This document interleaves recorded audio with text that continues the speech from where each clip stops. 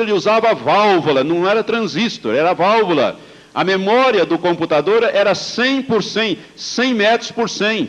Né? Ou seja, uma quadra cheinha de válvulas para fazer aquela máquina funcionar.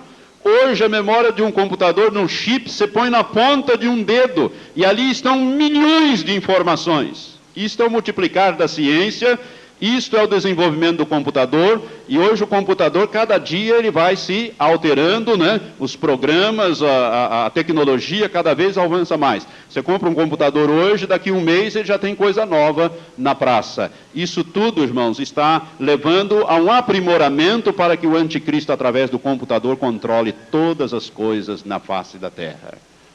Isto está nos mostrando que Jesus está voltando. Pode projetar a palavra dux cleri. Antes de explicar isso aí, eu quero dizer a você o seguinte.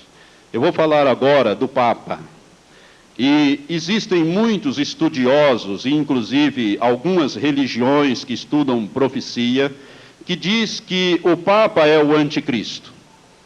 Que o Papa seria o anticristo.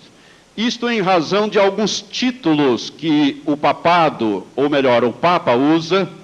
O papado, né, é uma instituição, e eu quero dizer que eu, no meu modo de entender, eu não vejo o Papa como anticristo, absolutamente, mesmo porque o Papa é um homem, ele vai passando. A instituição é que permanece, o papado é que permanece, né, é permanente, enquanto que o homem vai sendo mudado.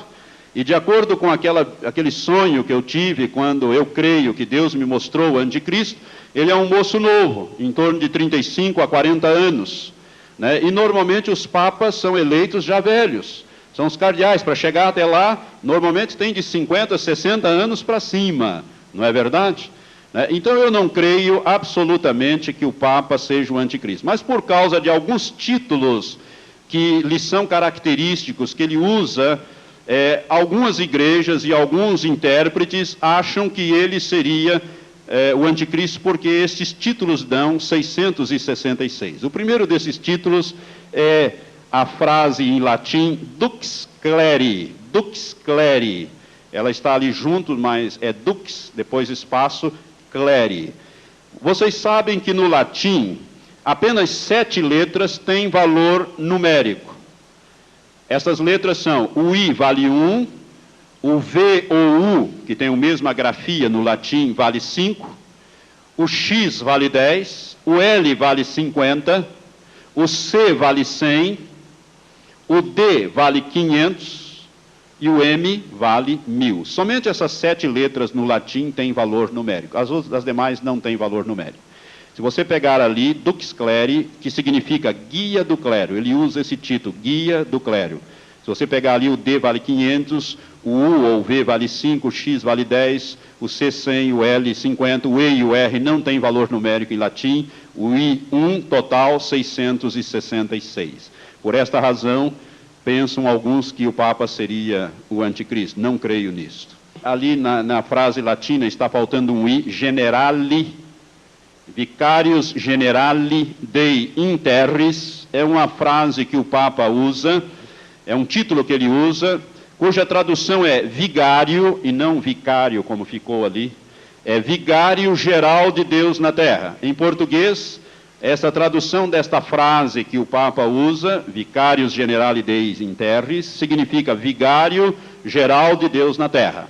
A palavra vigário na nossa língua significa substituto. Então, em bom português, seria substituto geral de Deus na terra. Este é um título que o Papa usa, e que, se você pegar as letras que têm valor numérico, desprezando as que não têm, dá 666. Por esta razão, alguns pensam e ensinam que ele seria o anticristo. Um outro título, finalmente, que o Papa usa e que tem gerado muita controvérsia, agora está na vertical, é um título que ele usa na mitra, Vicarius Filii Dei, que em latim, em português, significa vigário do Filho de Deus. O Papa usa uma mitra, aquele chapéu que vocês sabem, né? Todos os prelados de bispo para cima usam aquela mitra nas cerimônias. E na mitra papal está esta frase, Vicarius Filii Dei, que em português significa vigário do Filho de Deus. Como vigário significa substituto, em bom português seria substituto do Filho de Deus. Então o Papa usa na mitra este título, substituto do Filho de Deus. Se você pegar os valores numéricos desta frase, Vicarius Filii Dei, dá 666. O V vale 5, o I vale 1, o C vale 100, o A e o R não tem valor numérico, o I1, o V5, o S não tem valor numérico, o F também não, o I1, o L 50, novamente o I duas vezes, o D 500, o E não tem valor numérico, e o I vale 1, total 666. Por isto, muitos ensinam que o Papa seria o anticristo. Irmãos, eu não creio nisto, não creio. O contexto bíblico não dá nesse sentido.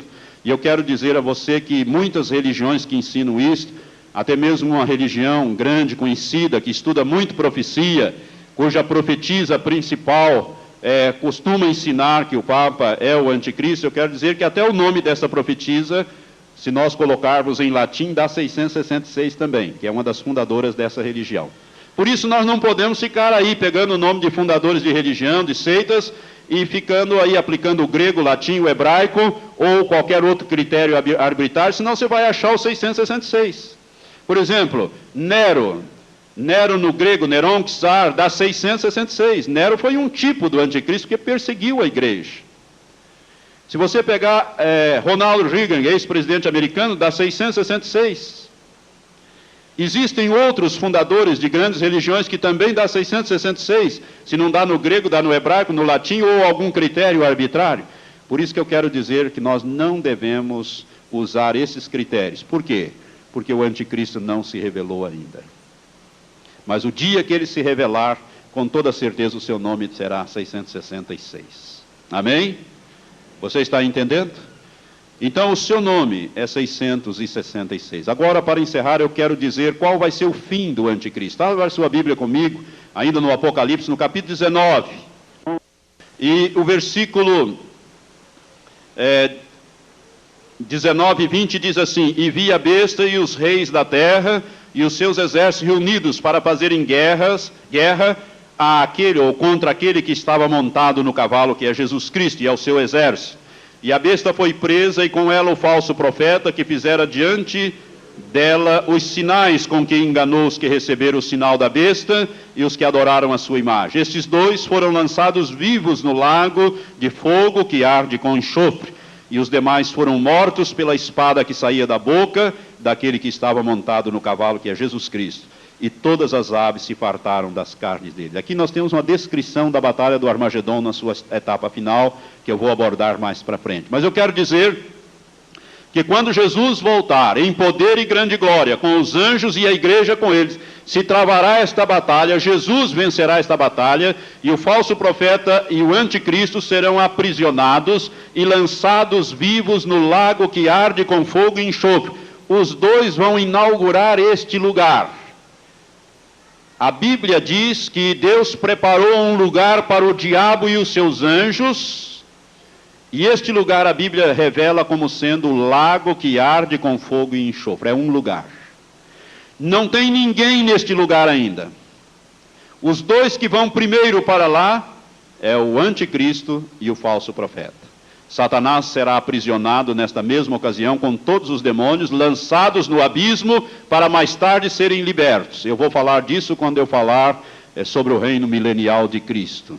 Mas o anticristo e o falso profeta, por ocasião da batalha do Armagedon, serão presos e lançados vivos no lago que arde com fogo e enxofre. Eles vão passar 1000 anos antes lá, eles vão queimar um pouco mais do que Satanás.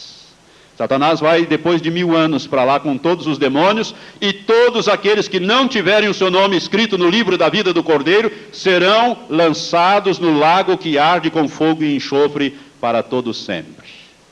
Irmãos, o fim do anticristo, do falso profeta, é no lago que arde com fogo e enxofre. Inclusive o inferno, que é um lugar, ele também será lançado no lago que arde com fogo e enxofre. Num lugar bem amplo, vasto, que é o lugar de sofrimento definitivo. Eu quero dizer que para o anticristo e o falso profeta serem lançados vivos lá, a dedução que eu tiro é que estes dois homens já estão no seu estágio final, ou seja, os seus corpos já são corpos imortais. Porque ninguém suportaria o lago que arde com fogo e enxofre num corpo físico. Ele tem que estar num corpo imortalizado, um corpo espiritual. Irmãos, a ressurreição é sempre do corpo. É sempre do corpo. A Bíblia fala de duas ressurreições, a ressurreição da vida e a ressurreição do juízo. E eu, quando abordar o milênio, eu vou abordar este assunto da ressurreição dos mortos. Mas o anticristo, com toda certeza, e o falso profeta, esses dois homens, quando eles aparecerem no cenário mundial, eles já estarão com seus corpos definitivos, corpos imortais. É por isso que eles serão aprisionados, vivos, e lançados diretamente no lago que arde com fogo e enxofre. Porque ninguém suportaria o lago que arde com fogo e enxofre, né, a não ser que tivesse já o seu corpo ressurreto e já no seu estágio final de imortalidade. Porque o único que é mortal é o corpo. O espírito e a alma são imortais. Tanto do ímpio como do salvo. São imortais. Mas o corpo é mortal. Então a ressurreição se refere ao corpo, conforme eu vou explicar isto mais para frente. E aqui eu dou por encerrado este assunto. Eu poderia falar mais outras coisas sobre o anticristo, mas creio que o que nós falamos é suficiente para o entendimento. E a coisa que mais me impressiona, irmãos, é que este homem, segundo alguns, ele já está na terra. E se isto é verdade, nós estamos vivendo os últimos anos. Muito brevemente, ele aparecerá no cenário mundial, executará a sua obra. Ele vai reinar durante 42 meses com poder total. 3 anos e meio ou 1260 dias, é tudo a mesma coisa.